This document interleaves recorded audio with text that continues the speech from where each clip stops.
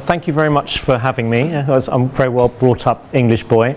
I'm going to be using this, and it's completely foreign territory to me, so we'll see what my thumb does. Let's hope I follow it. It all syncs up. I'm going to share with you some of what I do, and it will be very interesting afterwards to have some questions, and also for people to kind of throw stuff at me and abuse me generally, or be loving and generous. But anyway, to start off with, I'll just tell you a little bit about me. I always look worried, and this is me behind a David Cameron security guard. So I always look worried. Don't worry, you'll know when I'm really worried. And also, I guess what I'm going to be trying to talk to you about today is what I do, which is, in a phrase, really, social entrepreneurship. But it's a slightly curious form of it, and you'll be kind of aware of it, and you may be moderately aware of the genre which I'm going to share with you. But I think of myself as an entrepreneur. I think of myself as a cultural and a social entrepreneur, and that's kind of the handle which is given to me, and people can call me names and call me whatever they want to call me. But anyway, that's what I'm known as. As far as my kind of background is concerned, which is kind of pertinent really, is that I have been making TV programs for Channel 4 and the BBC since the dawn of time, it feels. I did start when I was 19, and then went to college after a year in the media, and then went back to it. So my background is in making documentary programs, sometimes deeply kind of erudite and elevating, sometimes kind of sort of just this side of crap. And I have no pomposity about crapness. Crapness is wonderful. So long as it's entertainment, that kind of works for me. On the more erudite end, because I thought that this audience might be moderately more erudite than crap, so I've made films about lots of things, including spending a year, well, not spending a year, what am I talking about? Spending several weeks. You can see I work in the media, I'm already bullshitting. Several weeks, maybe hours, no, weeks, in the Kalahari Desert a few years ago, going around with two chefs who were very keen on the mantra of local, seasonal and traditional food, and a bit sort of creative and a bit sort of snotty about it. So the documentary took these local, seasonal and traditional devotees into the desert and other places to eat what other cultures call local, seasonal and traditional food. I've made, on the terribly erudite end, documentaries about artists, and this is George Baselitz, the German artist who's famous for doing stuff upside down. I've made posh documentaries, or actually sewer standard documentaries purporting to be posh, which is a great genre in the UK of trash masquerading as non-trash, which may be something biographical in that, I'm not sure. So this was a still of a film I made where I did spend a year, almost a year and a half, with a sadomasochist master trying to give it up. But it's kind of too early to sort of get more detail. I've made films about fashion and Fashion Week. There was a period of time where I seemed to be the go-to person for making films about hairdressing. Why? I haven't got a clue, but anyway, made lots of films about hairdressing and fashion. I've made films about the intelligence or not, or yes, the absolute intelligence of chimpanzees, and there's no relationship between that slide and that slide. I made a film last year. I made a film last year about the King's Speech, which was an historical documentary for Channel 4, where we visited rather wonderfully some of the old men who had been cured, or almost cured, by Lionel Logue, the Australian voice therapist in the feature film. I made a film also last year about Wallis Simpson, based on some diaries which had been found, some love letters actually, between her and her husband, who she had divorced, the person who she really wanted to be with, rather than the king. I suppose in terms of my media background, it sort of tunes me up to various things. But we're all tuned up to this kind of thing in different ways. The first is crowds, and trying to create crowds and supporting and finding and creating audiences for stuff. And also a kind of moderate epiphany of mine in terms of what I do now is that events such as Live Aid, which showed the power of the media to trigger a kind of global activity and to trigger an enormous amount of money and, we hope, social change. The other element to my background in TV is that I'm tuned into the idea of the tiny epic, the thought and the idea that we like small things, but we also like big things, and that quite often a compelling kind of narrative and human experience is the personal experience, but one which kind of has quite a large backdrop or tableau. That tiny epic thing is quite important to me, and quite important in terms of making progress with what I tend to do, which tends to be very small projects which get bigger and bigger. The other thing I'm kind of obsessive about, amongst 7 million other things, is sequencing activity and sequencing experience and beginnings, middles and ends, and hopefully beginning where you sort of want to be at the end, and all those kind of inversions and contortions of progress and experience. Another one is that I'm kind of slightly tuned into kind of eccentricity and extraordinariness on the basis that that's a kind of compelling thing. We kind of like, some people like to be sheep. Most people like to be sheep. Most people don't really like to necessarily put their head above the parapet, but what people do, as far as I'm concerned, enjoy is things which are slightly different and slightly eccentric and slightly unusual, and people find that inspiring, and also people find that slightly I'm not a psychologist and I'm not a sociologist, I'm not all those ists words, but something people I think find something kind of reflectively enhancing and inspiring about eccentricity. They don't necessarily like it, but they do sort of quietly like it. That's what my experience is. The other thing, finally, is that I'm a bit tuned into fashion and how fleeting fashion is. Probably because I'm a total fashion victim, not too much personally, but obviously by virtue of a media background you're obsessed with fashion and what people like and what taste is and trying to be ahead of it.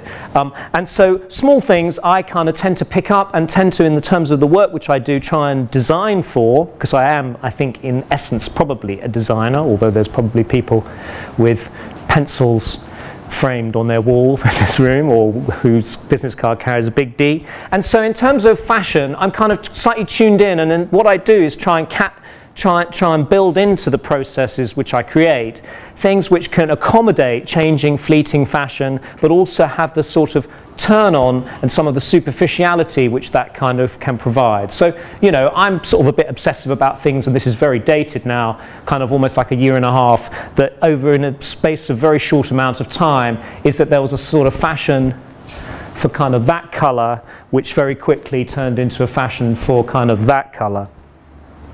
And then finally, it's a long preamble this actually, is that kind of obviously very aware of the internet and the connectivity and network power which that provides. And so, you know, I'm very tuned into and excited by and try and build into the processes which I create, and hopefully people kind of join in with what? Don't know. This is networks. This is what is now probably ancient history kind of application which Facebook has, which is a friends wheel, which just basically shows the connections between people who you follow or who follow you. This is not me, by the way. I'm not so popular. And the other thing, kind of cliche time for anyone involved with design, is I'm very interested, obviously, in platforms and all that kind of language around that. Which is all great and smashing and super, and very aware of kind of all of this stuff in kind of what I do.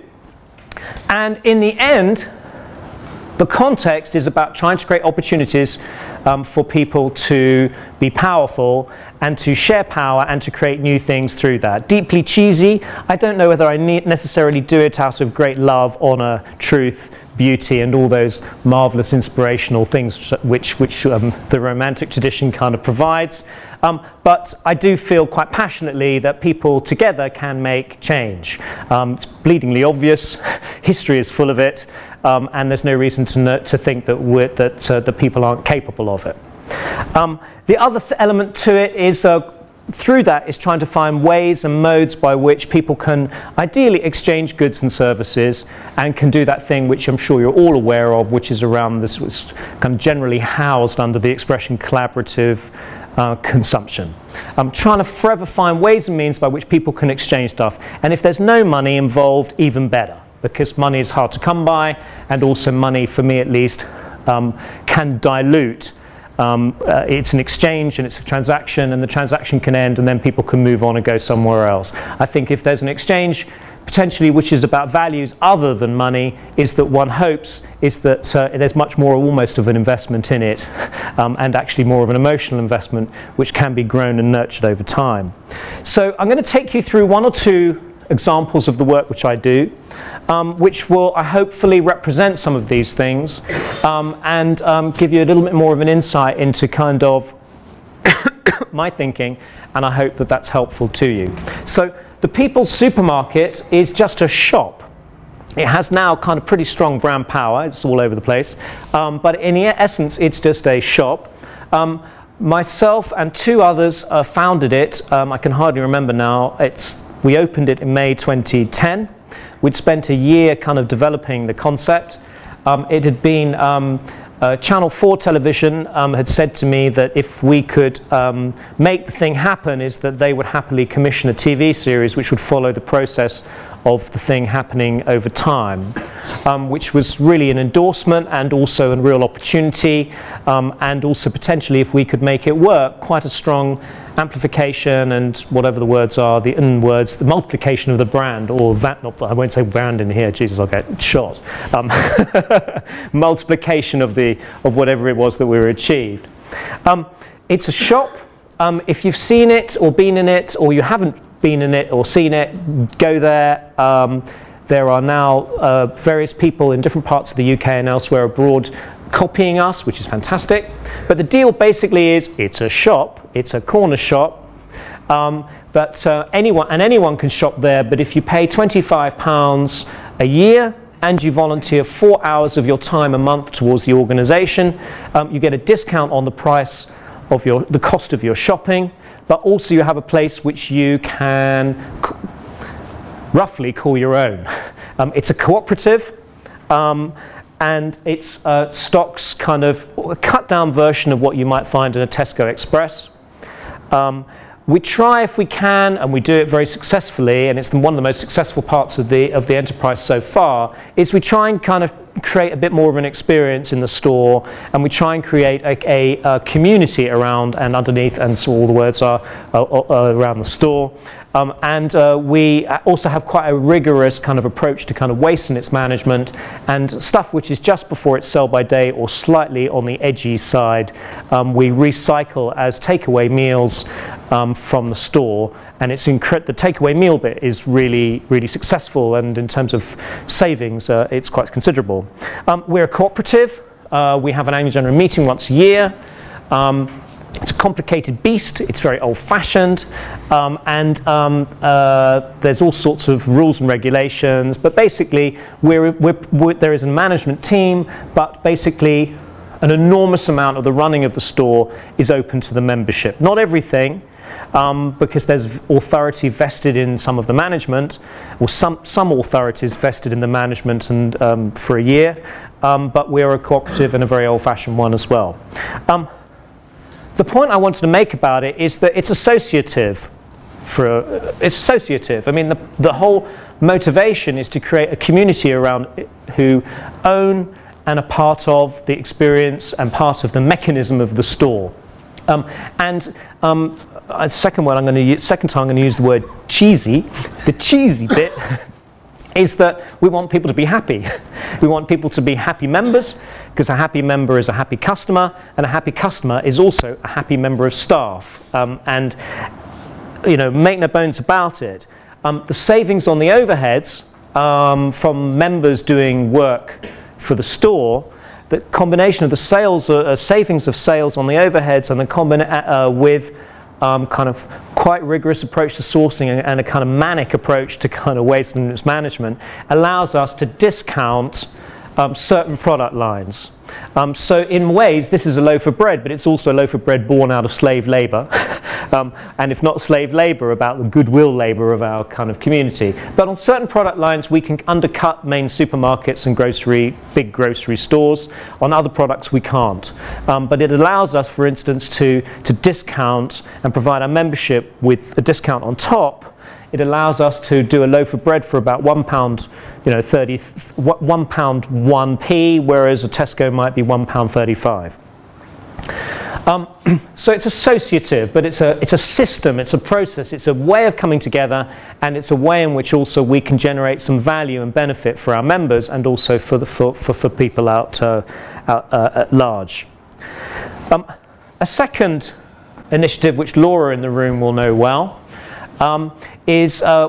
took place. So anyway, the People's Supermarket, we started it in May 2010. We're still surviving. It's incredibly competitive, difficult market. Grocery. We're in a very expensive location, and there are now people around the UK who are starting to kind of make groups. And starting to come together and talk about doing their own version of it, which is completely fantastic and the greatest credit to us all, and we're delighted by it. A second thing I want to talk to you about was a project which Laura and I worked on in 2007 and which has gone on, we're no longer involved. We worked on it for 1 year. Well, we created it and then moved aside after doing it a first time. It's now subsequently been replicated. It's grown, it's slightly morphed, but it's still going. This is in the town of Middlesbrough, northeast England. Is anyone here from Middlesbrough? Oh, can I be rude? Yeah, of course. All right, I'll be rude. Yeah, all right. Well, okay, I'm in sort of safe and secure in a room in London. So you know, anyway, no, I'll be rude. So Middlesbrough, northeast England, fantastic place, wonderful place, smashing super, and all those words again. But actually poor, which is not a problem, but also very ill. Generally, not ill, but very poor levels of health. A place, classic British post-industrial place. Go there, you love it, you don't ever want to leave it because it's got the greatest community ever, but it's completely, you know, its viability for both its existing residents and also in terms of the outside world and economy is really dodgy. It doesn't necessarily work for its people, and also more importantly is that the economic context doesn't necessarily kind of work for it. The thing about Middlesbrough as well, like lots of beautiful England, is that England is a green and pleasant land, but generally it also tends to be green and slightly unpleasant. And there ain't sort of beer, sandwiches and cricket games. Basically lots of England, as you will know, whoever's English in the room, which is a lot of people, is that it's got lots and lots of this kind of empty space, dead space, wonderful for a moody Super 8 documentary film about crisp packets blowing in the wind with a nod to American Beauty, but shit if you actually kind of live there.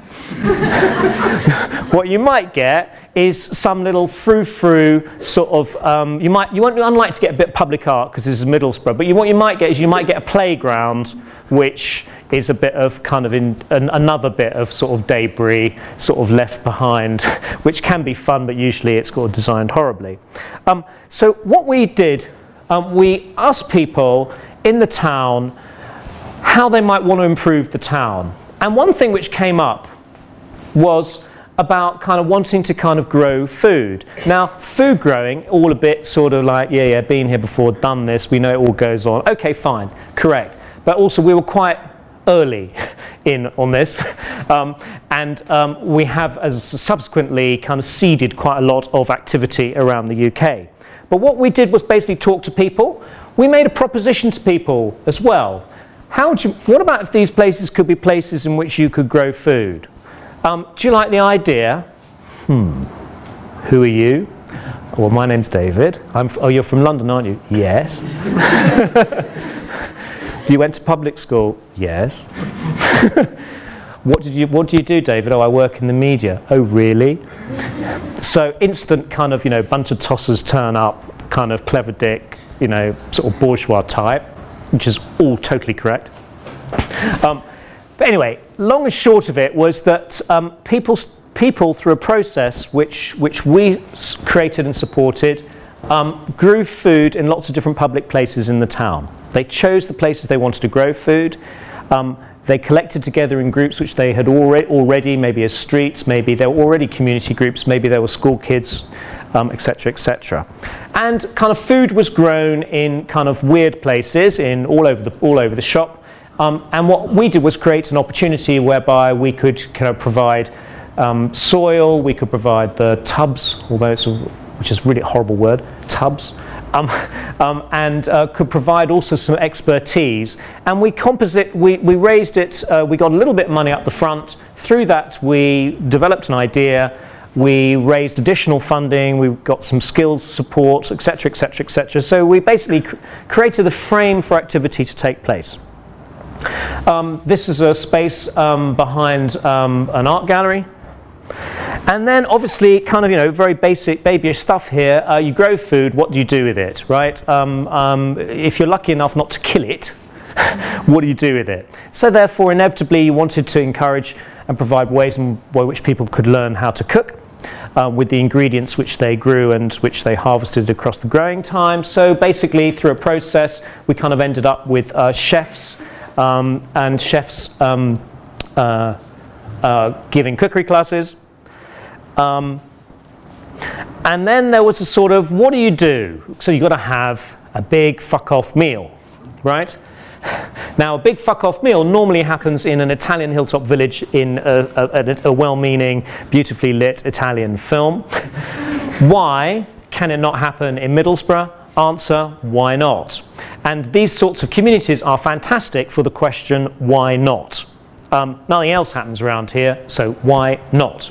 So in the end, we had, after the growing season, we had I'm sorry my language is terrible, it's too early, but I can only really describe it as this, a big fuck-off meal. And thousands of people turned up. Usually these things, everybody says, yeah, potty, mad, never happened here, don't worry, don't bother, blah, blah, blah, blah, blah. But obviously in lots of communities, there's a sort of a tipping point where through some sort of weird thing, is people sort of turn up. And people kind of believe in it. They very often don't really want to necessarily declare it. They still want to be miserable bastards or cynical bastards on the top.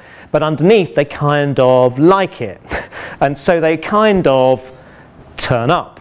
They don't turn up because you tell them to turn up. They kind of turn up because they kind of know that something kind of curious and weird and slightly eccentric, but they kind of quite like the idea, so they sort of kind of turn up. And so thousands of people turned up. Like 7,000 people turned up. It was a bit of a catering effort. It sort of happened.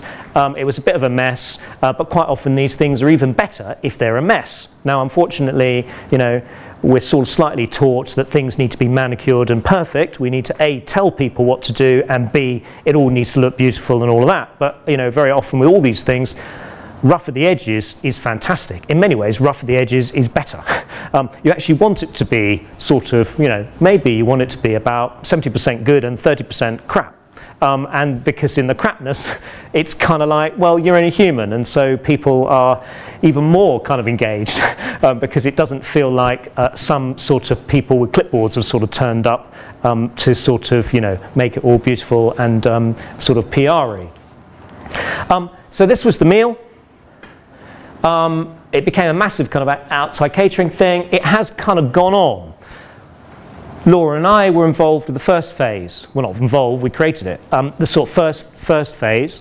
It has now gone on. The important bit is that it was totally random who took part. We asked a question. We did an enormous amount of talking to communities, community groups, on the local radio, blah, blah, blah, blah, blah, blah, blah. But who decided to do it was pretty random. And then we ended up sort of mapping it, as sort of little dots as to kind of who the groups were. In effect, in the end, there were 85 different groups of people who either existing groups or new groups came together to get involved. There was 200 just under 250 growing spaces around the town. Once we'd done the whole thing, commissioned some architects just to do a sort of spatial plan of where we grew food, where the existing growing spaces were in the town of traditional allotment sites, where other green spaces are, and you ended up with a sort of food plan, which we could then hand over to the spatial strategists in the town. And say, well, here you go. Here's an alternative landscape strategy for the space. And to be honest, when I got involved to start off with, this was the bit I was really looking forward to, because this is the bit where it could be, and it has subsequently been adopted into the strategy for the town. The growing and the this and the that and everybody having a happy clappy day and a marvellous and a meal and all that, I don't want to be too cynical, great, but you're only going to make change if you end up with some sort of boring shit like this, but which someone can then actually easily adopt, put into a document, and then it can become part of the ongoing, part of the bureaucracy and part of, or let's be positive, part of the creativity of a city. It has gone on. It's gone on now for 4 years. The town meal last year was exactly the same size. I spoke to them a few weeks ago, 7,000 people again. And the growing has carried on. Some of the ways in which the people have associated have morphed or changed, which I think is very interesting, which is basically is that now it's based more upon families than my slightly programmatic and also the programmatic view ways in which people normally associate either through residence groups, schools, or affiliations to organizations. It's morphed into something actually more enduring, which is based around families and families cooking, which is absolutely fantastic. And as a result, the town put of the activity and the enthusiasm of people getting involved. We had about 1,000 urban farmers. Is that they put a bid in for some funding from central government, and they got funding, got about 5 million quid of it, to be like a healthy town. And now urban food growing is now part and parcel of kind of all the health strategies in the town, and is, you know, and in about a few years' time, it'll be that, we hope, I'm sure it might be just, is that Middlesbrough will have a kind of keen edge around food and food as a way of, and health, around healthiness. And that also, because we sort of in effect created a process which could enable a kind of human experience of growing, cooking, eating, is that they may have done some other service rationalization about it, because when we turned up, there was a lot of stuff for poor people around healthy eating, but it was absolutely fractured. So there would be kind of like a group for men of harder hearing, which would be about 5 meals a day. There'd be cooking clubs for schools. There'd be growing this and growing that and growing this and growing that, all quite higgledy-piggledy. And what's come through this process is something which is human, experiential, and also kind of re-rationalizes some of that service delivery. Did we do it all? No, we didn't. We got different components of the project to be delivered by different service, public service, and also 1 or 2 private sector agencies and organizations. So in effect, we funded the thing, and it was a composite of different organizations.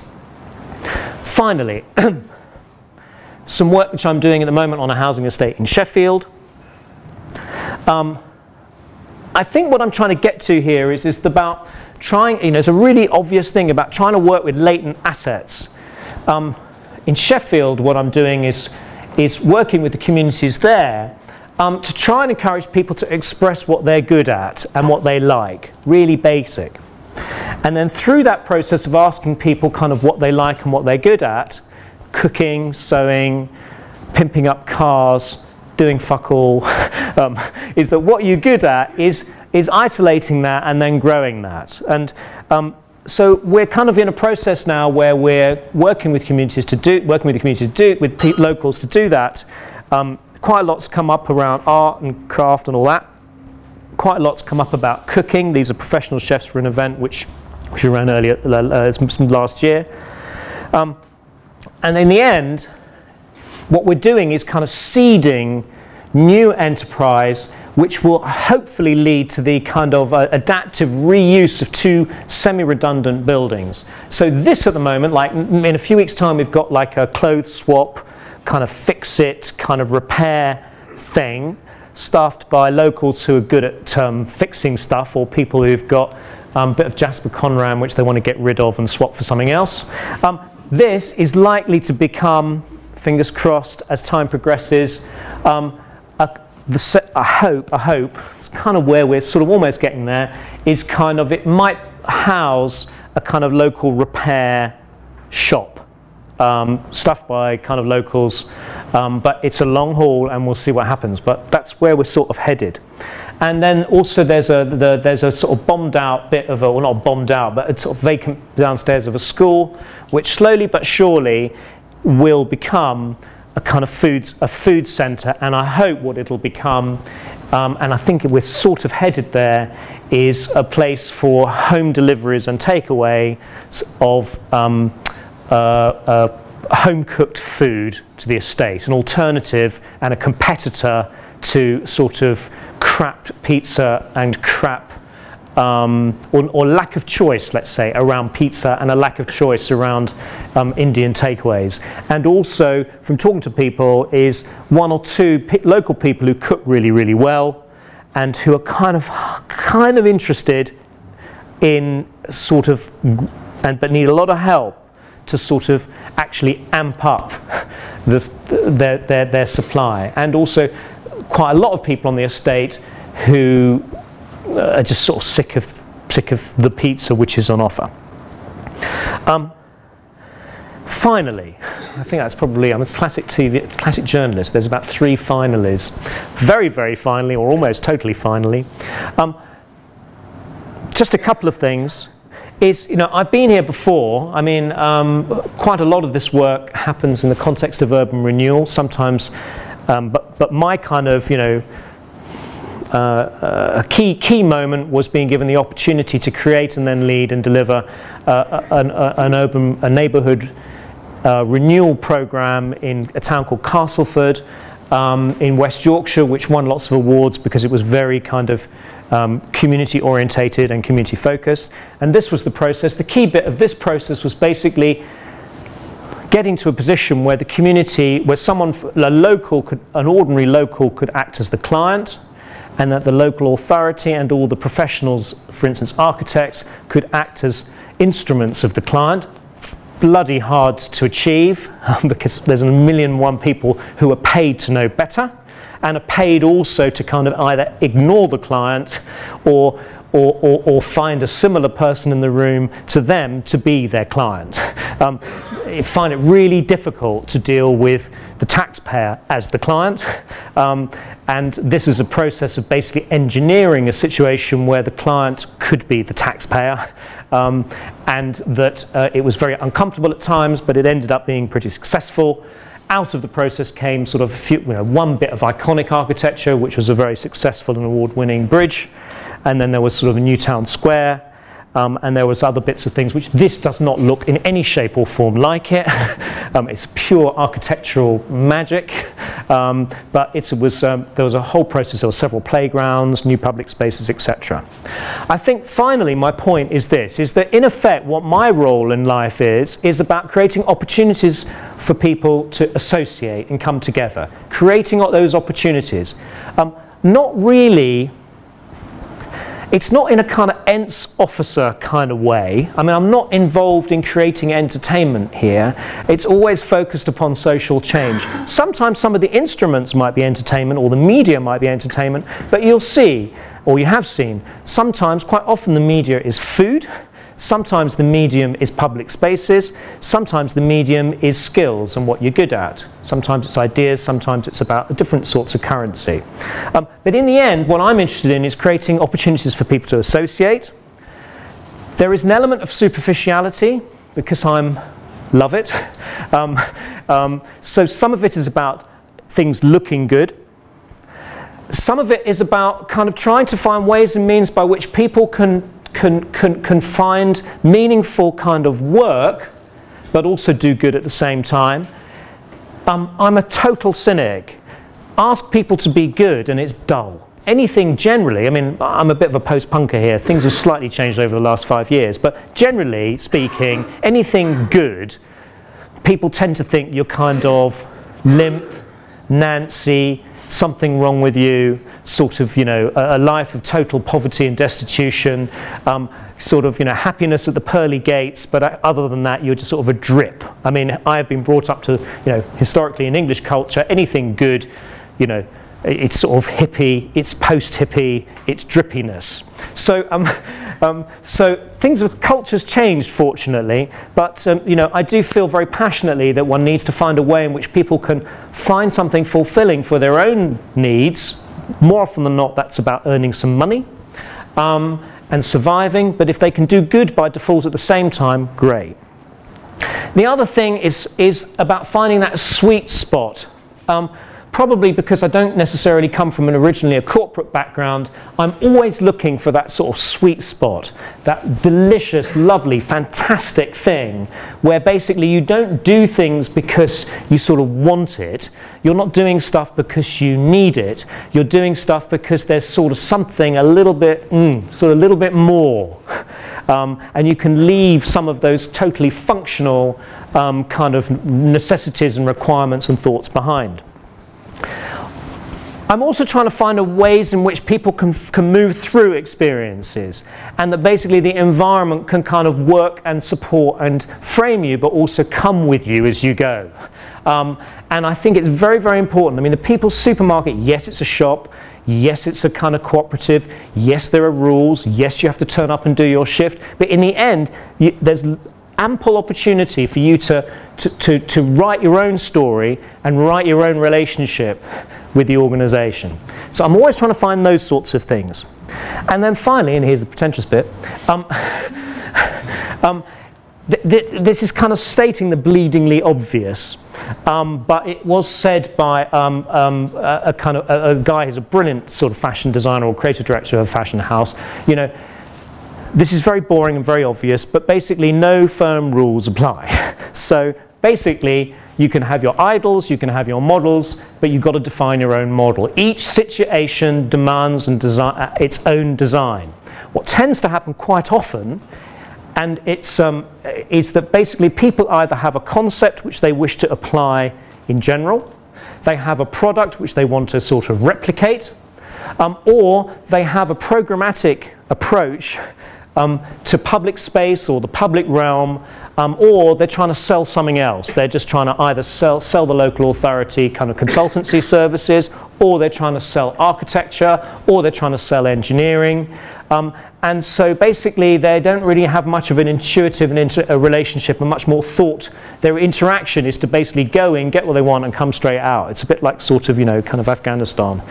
It's sort of get in there, get what you want, come straight out. Whereas obviously these sorts of processes are different, and these sorts of processes are about creating genuine social change.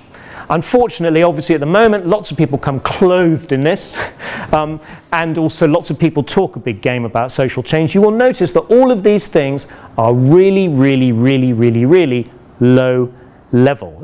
And I think that there's a real clue in the low levelness and the non-programmatic approach and the very kind of non-businessy, corporate-y approach. And also, I'd hope you'd notice across the piece is that there are these are just 3 examples, there are others, where basically small steps at the beginning have slowly but surely grown, and they have replicated, and they've replicated naturally rather than in a forced manner. All of these processes are endorsed, I endorse them, you know, they've all got business plans underneath them, they've all got kind of profit, loss, and all those sorts of kind of spreadsheets underneath it. But in essence, they are replicating and they are taking their own shape and form. And all I would say in terms of this is that it's kind of the message for me at least is always, and I'm slightly out of my depth in using the terminology, is kind of interaction design first, interaction first, and then process and design of the kind of larger kind of system kind of second. But I am slightly out of my depth in using such terminology, and that I just wanted to share that with you, and I'd love some questions. Thank you.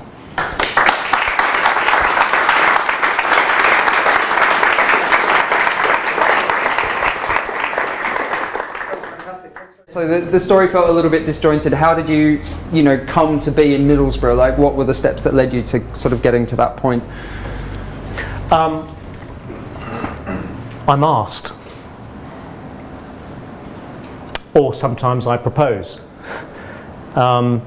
So in very bread and butter terms, Middlesbrough, for instance, there was a design festival which was funded at that stage by the Regional Development Agency, where they wanted to create some demonstrator projects around the idea of sustainability. And they wanted to do something around food, and they asked me whether I had what I wanted to do and where and what and how. So there's that. People's Supermarket, self-generated, but with the enormous carrot, no pun, of a television series, which I knew that if we could get some of it right, is that the television might support the brand. Has it paid me? A little bit, not a lot. And then most of I've got clients who are property companies who want to generate some shared value and also want to kind of create some new supply chains which in the area which maybe support the economic viability of their development sites. Quite often I work for quite big public-private partnerships, and in effect the developer will seed fund a process because they know it's in their interest in the end, because it might create for a more vital, more economically prosperous context. So these things don't just happen because I wake up one day and go, what should I do today? But some are also testing ideas. I mean, for instance, I'm doing some work at the moment in Kensington and Chelsea, which is unpaid, but was kind of where I grew up. And there's kind of a sense I've got of a process and a project which could work very well there and actually be a model which could be taken up and applied in other sort of super gentrifying neighbourhoods around the world. So at the moment it's just all, it's my effort. And then if it sort of seems like good, is I might find a patron either in the private sector or in the local authority. But more increasingly and in general, it's the private sector. The question is, the projects appear to kind of develop incredibly organically. How clear are the objectives that you start out with at the beginning that kind of pull that organic growth, or don't, if there aren't any kind of clear objectives, I guess? I mean, the objectives tend to be economic, because I'm kind of economically, for me there's no real value unless you generate economic value. So I tend to have an idea that, I mean, in Middlesbrough, for me, my key motivation was that plan, and that plan was a function of me wanting to create, in effect, try and create build a market for stuff which was more locally sourced. The supermarket, well, very clear. The objective was open a shop with it, and test a model which is inspired by an American, very successful cooperative in America called Park Slope. I'm not really answering your question because it sort of varies really. I mean, but by and large, there's not a picture in my head. There's a kind of value, and it tends to be an economic thing. And that's the way also where I think possibly, I mean, I love architects and engineers and I work with quite a lot of them, but quite often the picture comes before the motivation, and I sort of think part of it is about building the motivation, thinking about markets, thinking about the possibility of a market, and not coming too early with a picture. It's all a bit abstract though, isn't it? So I guess the question is around kind of the sustainability of the people aspect of your projects. Like, how do you build that sustainability in, or how do you kind of provide for kind of sustainability of the human capital that's involved in your projects? Well, the absolute it's not quite a question, but an absolute priority is that the moment you arrive is you're thinking about the moment that you're leaving. and who's going to take your job. So it's writing yourself, it's a process almost of writing yourself out of work. So very, very often, right at the very start, is that I'm thinking about that all the time. What's the vehicle? Who in the community can take this on? Who in the community can take this on and mould it and change it and turn it into what they want it to be? And I think part of that sort of fuzziness and slight abstract thing is about genuinely wanting people to write their own story and write their own thing. So it may be that Mr. Bloggs here comes up with an idea which is sort of, is there something around food? Are people interested in food? Do people think there's some value in growing food? And in many ways then I'm just putting it as a proposition, and then I'm seeing who comes back, and then also quite critically almost all of the time, and this was something taught to me by a kind of building contractor weirdly, is to always find someone else who can answer a question. So if people, I try to get myself into a position where you will ask me a question and I'll say, don't ask me, ask her. Why, Dave? You're involved. No. I'll be gone. But she knows that, and he knows that, and he knows that. And so it's sort of building a network of experts, but informal experts and community members around me, and to try and stop that syndrome of asking me what's going on. So I think that's part and parcel. And if you can build that in right at the front, I think it's quite critical. So it's about forming a network of community members. And it's also about, it sounds very cynical, but it's also about casting well, to be blunt. And this is the sort of media connection. It's about being quite sensitive to who in the community is who in the community is who's old guard, who's new guard, who's left out, who's in, what are some of the dynamics. And quite often it's a process of getting in new people and creating a sort of new compact between people who are kind of not very often, but people who shy away. But you know that, I'm sure. Anyone involved in life really knows that quite often there are lions, but I can't keep the metaphor going, but who are masquerading as whatever a non-lion is. Sorry, that's probably a bit limp, but that is kind of it. It's the sustainability is about whoever the mover is of the process and the project is basically to make sure you get out the way really quick, and also find a proxy very quick. And also not to force it. I'm doing this work in Sheffield. I've been doing some work down in Tiger Bay in Cardiff. And the community there who are interested in a particular process and have actually started to write a business plan, it's taken them a year to sort of do nothing. And you just have to kind of sublimate all of those things and just say, okay, in your own time. And all of this is about, a lot of it is about in your own time. Which obviously means that it relies upon the mover to be the entrepreneurial type who can say, well, all right, well, that's just in its own time, and then we'll just leave that and we'll do something else. So what effect is the localism bill going to have on the sort of work that you're doing? And are you thinking that just kind of generally more broadly people are starting to become more engaged in the type of work that you're doing? That's such a difficult question. The answer is yes.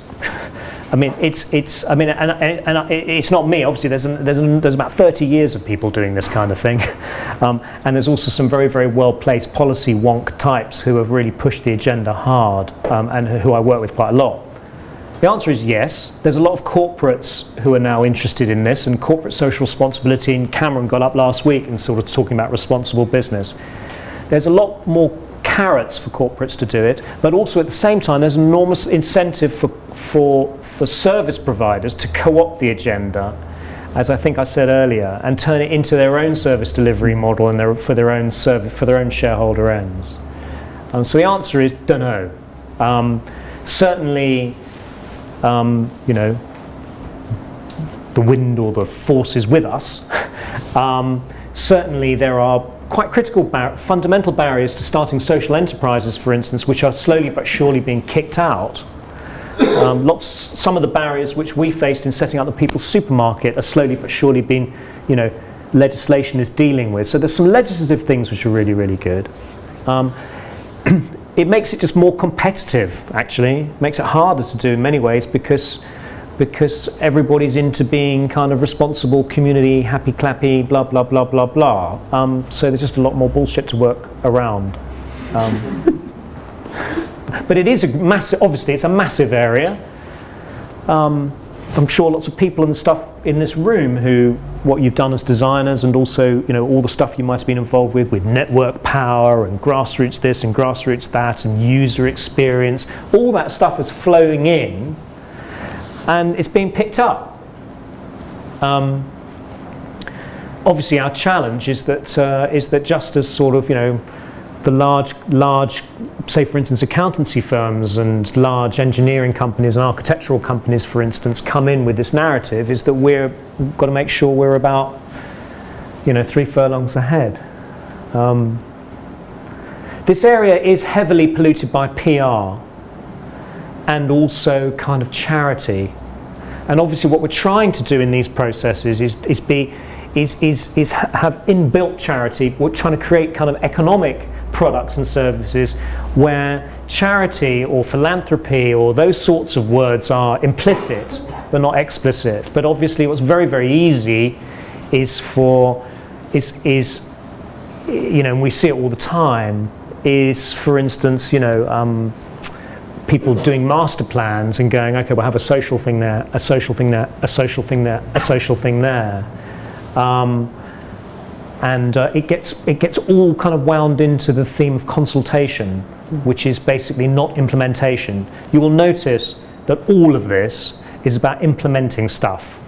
It's about delivering stuff. And I think, sorry, it's a long-winded answer, but I think I'm getting there, is that one of the challenges is that somehow is that, you know, with localism and all that comes an enormous amount of strategy writing. And I think it's our job to sort of keep on badgering clients to say, let's not talk about it and let's just do it.